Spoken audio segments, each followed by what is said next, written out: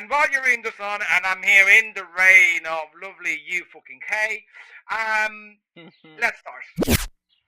I-Dentit-Is. I am what my identity is. My name is Rafa, and this is I-Dentit-Is. A space for those that proudly, fully embrace their identities, but also for those that are willing to do so, but are struggling to let the voices in their head, but also those belonging to human beings. Shut the hell up! Huh. Guests, identities, stories, and one hot question. How did you finally accept your identity and stopped giving a fuck about what others thought? Allow me to share with you stories that inspire.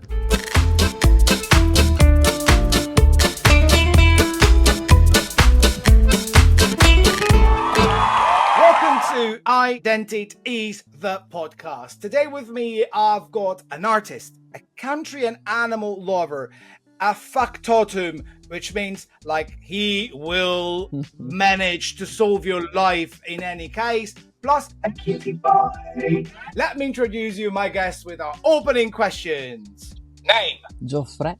Age? Be real, babes. 16. Yes, each leg. So, which actually sums up to? I don't know.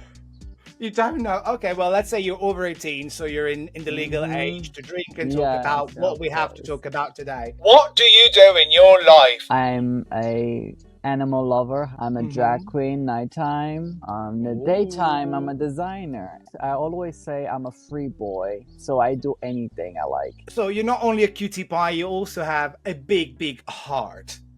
And how do you identify? I honestly never asked this question to myself. Like, a lot of people have problems with like they, them, he, she. I don't fucking care. I have a name. My name is Vincenzo. My art name is Gioffre. That's it. That's matter. That's the only thing that matters to me.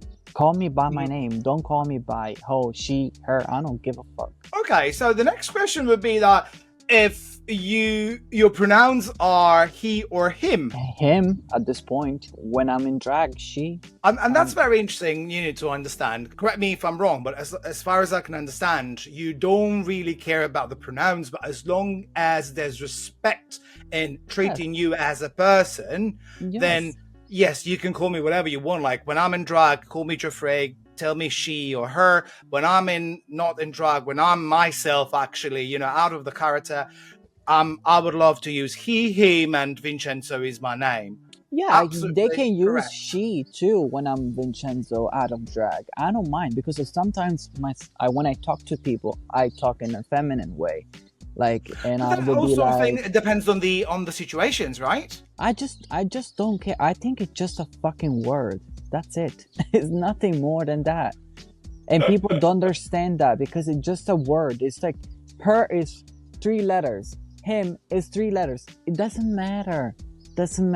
Like I keep like sometimes my mom, she asks me why gay people wants to be called like them, she, her, and I try to explain to her like sometimes people feel some type of way. Like example, some boys they identify as a woman, but they don't want to change her image. Some people they identify as a boy, so it depends how you feel. But I always tell my mom, when you talk to people, just ask them what's your name, just call them by your name. She was like, oh, that's the easy way to respect somebody. Yeah. Well, it's a great way to start this podcast, honestly. One thing that I was very curious to understand more about you have very mixed origins. Your parents come from the south of Italy, from beautiful Calabria, but you also have a past in the States. How this change of country has influenced you as the artist and the person you are today? So let's start from the beginning. My family left Italy after marriage, so they went to Brooklyn. In the 97, this beautiful ugly creature came out. and I lived there for 4 years. After the 4 years, we went to Calabria, Bagnara Calabria, Wow. and I started learning the dialects first. Quite a shock, I have to say. I had a hard time because the kids, my cousins, they start saying, "Oh, you know, this is Baba Americano." That like it means it's like some stupid American, because they think Americans are stupid for some reason. I lived there in Bagnara for at least like 10 years. So I left Bagnara and I went to Viterbo. I went to school, you know, a regular life. Of course, inside the closet, because it was not possible to come out. Because at that time in Italy was worse than now. At least now I think it's easier. But let's say in the 2000, 2002, 2005 was hard. It was really hard. So it was better to stay quiet and not say nothing to nobody. But you think it was because of the provincial life? Yeah, 50% of that and 50% of like the entire country, because entire society now they speak more. We have so many parades here, pride parades. Sure. And it's easy like to show the people how we are, you know what I mean? And now when you tell them I'm gay, most of the Italians, they don't care. I don't think they have enough education. That's the thing. Yeah, I don't think it's about education. People think that education comes from school. Okay, the education doesn't come from school. The education comes from first from the parent, second to school. If your parent teach you to be mean, teach you to be disgusting, teach you to be arrogant, selfish, you go to school and you be all that shit. Oh gosh, but let me ask you this: like, so you identify as a gay man, and we all know that sometimes the journey that we can call self-acceptance is not easy, right? And we know that sometimes it really depends on the society we live in, even though our parents can be very supportive, can be very open-minded. But when did you understand you were gay?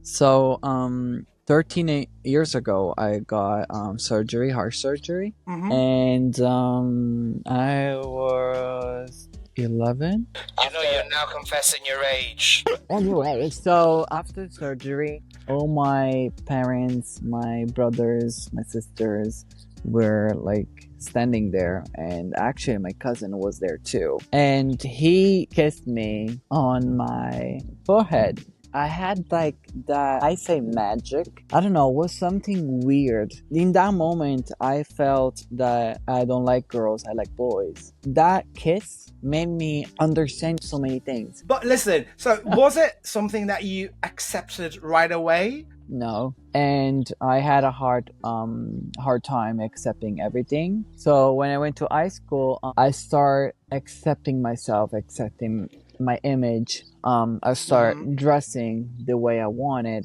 It was like I went to art school too, so I think art school made me understand so many things and more. The problem with me was like I was caring too much about people, about my cousins, about my friends, about my girlfriends too. I was thinking about that all the time. I never said to myself, what do you exactly need?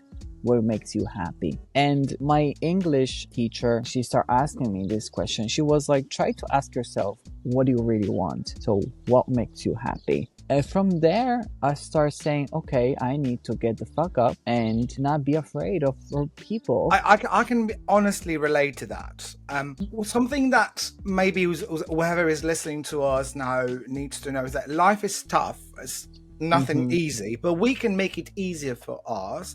And as long as we accept ourselves the way we are as much as we can, and we try to don't care about society, but really live in a peaceful way and respectful way for the others, but still being ourselves, it's a great victory for us.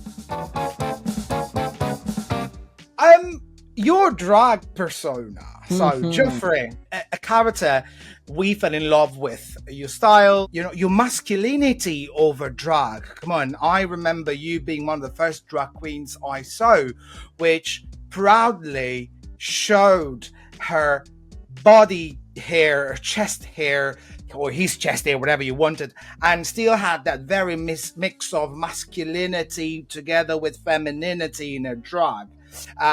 But how did your drag life start? I mean, it's not something that you just wake up one day and say, oh, you know what? Today I'm going to be a drag queen. No. So I started from cosplay, actually. Ooh. Yes, because I wanted to be a drag queen because I saw this old drag queen on Party for Marriage, something like that, like joking around, and this drag queen came down there, and I was so happy. And I was, when I was a little kid, I would always use blankets or pillows to make dresses on myself. Ooh, babes. I used to do that too a lot. When my mom was away, like for work or something, I will start dressing up with like everything. I use blankets. Sometimes I even like rub my mom's shoes, my heels. I was like, those are mine, Mom. Those are mine. From there, I was like, okay, this is not possible, because I didn't know what drag queens was. I didn't know even the words. I was just thinking, oh, it's a boy dressing up as a woman, probably wants to be a woman. When I moved to New York, I went to an event. I dressed up to like a spider, and I saw for the first time Amanda Lepore. And she came up to me and she was, you look amazing. And we took a picture. That night I met a guy that he was organizing events. He worked with drag queens. He had like an agency. And he was like, you need to start doing this. Wow. And he was like, I will make you perform. He was like, okay, you play back some song you like. And I did Matryoshka Mina. Oh, I did an Italian version. Yes. He called me to go on the stage, like with all that people. I think it was more than 1,000 people that that night. Adrenaline. Yes, I was so fucking scared. He was like, be yourself. Don't think about people. I will put your light. Always be yourself, pipes. He was like, I will put the lights on your face so you cannot see down there. That was my first performance. Amanda came to me. She was, what's your name? My friend from there. You need to say your name. The first word that came out was like Gioffre. I don't know why, but it came out by himself. Amanda Lepore, with that voice, she was like, Gioffre.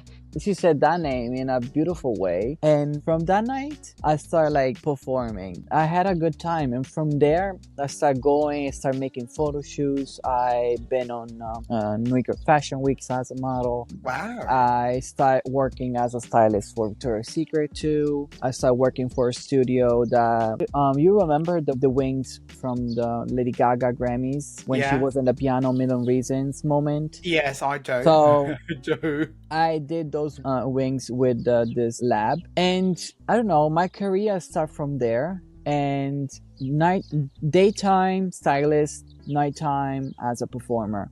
Done. But to be honest, Gioffre, like once you are baptized by Amanda Lepore, like okay, Gioffre, okay, absolutely fine. You've been baptized. You've been blessed for life. Let me ask you this, because I think it's part of your identity also. But do you consider your beard part of your identity as a drag? Yeah, of course. I cannot without. Yeah. I tried on the finale of Drag Race. I took my beard. I remember that. Because when I did that gown, the Chimera from Mugler, I started doing that dress 2 years before Drag Race. And I said to myself, if I get the chance to wear it, I will take my beard down. I will cut it. After 10 years. Wow. That's cool. That's cool. How long does it take generally to create an outfit, a drag outfit? And stop being so sexy to show off your chest. Come on. No, because I hate when it comes like this, because it keeps like... Oh, yes. And I hate it, and I need to be open.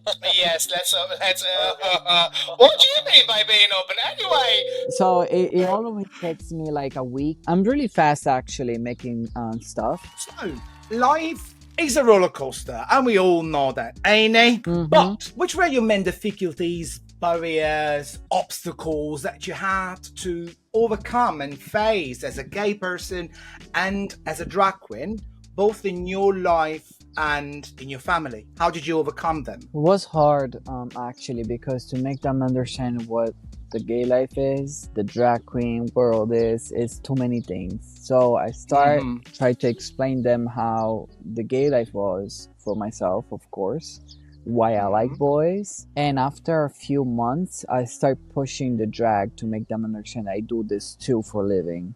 Example, my father was at that time, he was like, oh, you want to be a girl? Let's go to the doctor. Let's make whatever we have to do to make you a girl. I was like, no, I don't want to be a girl. I just want to be myself. It's different. But thank God we, after a few years, they start understanding a lot of things, and now we are completely fine. Now they support me. With my mom, we choose dress together, we choose shoes together. So now it's How do you find your shoe size? I mean, what size are you? I'm 39 actually. Oh, you're a Cinderella fit, which is about, I think, a 6. Let's break this moment of seriousness and let's open what we all call and we'll all love, which is the confessions in a chat room moment. You ready to get dirty and kinky? Maybe. Maybe. I mean, you should see his face now. He's like, I don't know. I was not expecting this. Nope. Okay, so what is that a man must have or do to turn Gioffre on for sex? White socks. Ooh. So you're a vintage lover. 80s porn. I can understand you like that. Have you got any fetish or kinky fantasy that you have already done in sex or you wish to do very soon? I think my fetish are feet for some reason. Yeah, just that. I'm not crazy with other things. I tried a long time ago, but well, what did you try? Missing? What's that? No, thank God. When they proposed that to me, I was like, no, I'm not that type. No, thank you. I had my shower. Okay. Fine. Yes, Where's I have the a crown toilet? on my head. I cannot do those. Yeah, I can't. Yeah, I can't. It get rusty then after that. Oh no, feet. I understand that. I got the same. What was the most embarrassing situation that you had during sex so far? This guy I met. Hold on, let me take my tea, because the tea is going to be spilled now. I met this guy on this event, and we start dating for a week or two, I think. He invited me for a drink, and okay, we went out, we talked. He was like, oh, I need to go back home because I need to change for the night. Okay. He let me go upstairs, blah, blah. Sure, Jan, yes. Okay, he start kissing, whatever, and okay, we did what we did, but when I put his pants down, and I listen, I know. I mean, Gioffre has just done the gesture of a micro penis. Micro penis. And my God! And I was like, looked at him. I was like, that's it. And guys, this is not body shaming, but honestly, a micro penis is not really no. And he was, I felt his face, and he was so embarrassed, and I was really embarrassing and shocking at the same time, because I never saw something like that. And he was a beautiful guy. He had a beautiful body. I think it's when you take too much shit. Yeah, it shrinks. It happens. Yeah, but, and you don't even have to be either bottom or top to appreciate a nice, beautiful, well-sized penis, right? Penis is something you worship. I mean, you appreciate. Yes, we all appreciate, because as Italians used to say, many people love vaginas, but everyone loves a dick. Because even a straight person would appreciate his own dick and say, ooh, look at that. What do I have? And last but not the least, do you prefer cut or uncut? I had both, and I didn't. If it's clean, why not? Cleanliness is absolutely. And confessions in a chat room moment is officially over. It's closed. Ooh, for Gioffre's relief. Yes, I can see you. Thank God. Woo. Let's get back to be serious just for a couple of minutes, shall we? So you've spoken about Drag Race Italia a lot, right? So what is the moment that you cherish the most and that is printed in your memory from Drag Race Italia? Snatch Game, 3rd episode. Oh, bish. Oh, wish. No, it's not because I did the penguin. Just because when I did the runway, I was so proud of it because I wanted so bad to be that character for that day, and I imagined that look like that, and I wanted to be like that. And I get some, critics, let's say, they started saying that I should wear some things on my head, but fine. But that was the moment. Art is art, it's everyone has got their own opinions, their own ideas. But I think that once you envision a certain style, a certain costume in a certain way, you need to fulfill that fantasy. So you did fulfill your fantasy, and I think that's what made you feel proud of yourself.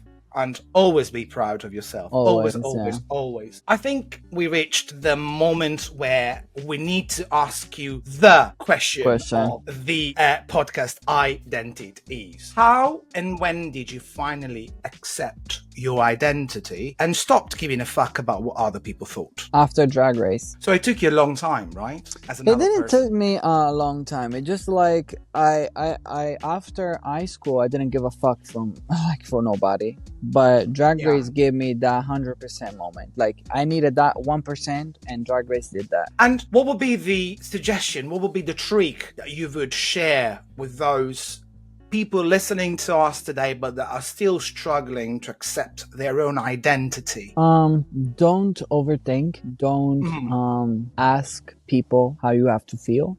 Don't make other people happy, but make yourself happy. You need to love yourself first, and after you can love somebody else. My parents teach me that all the time, and that's why we start like understanding each other. So I think is make them understand that you're happy. Don't fight back. Just make them understand that's important. And the same thing goes for us. So make understand how you feel to yourself, and think about how I can react to that. And I did that, and it worked.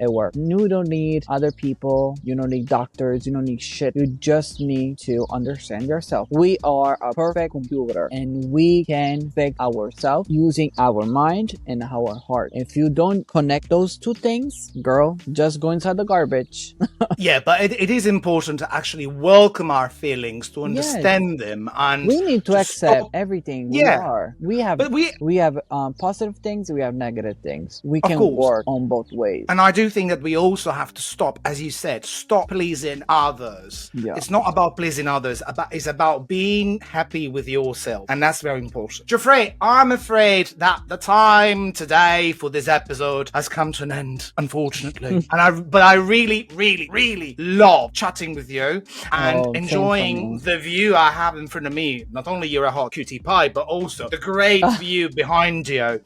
And to all our listeners, please always remember that you are fucking perfect the way you are.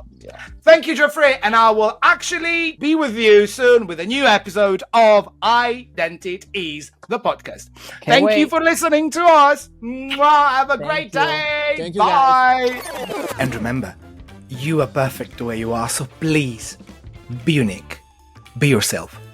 Don't give a fuck.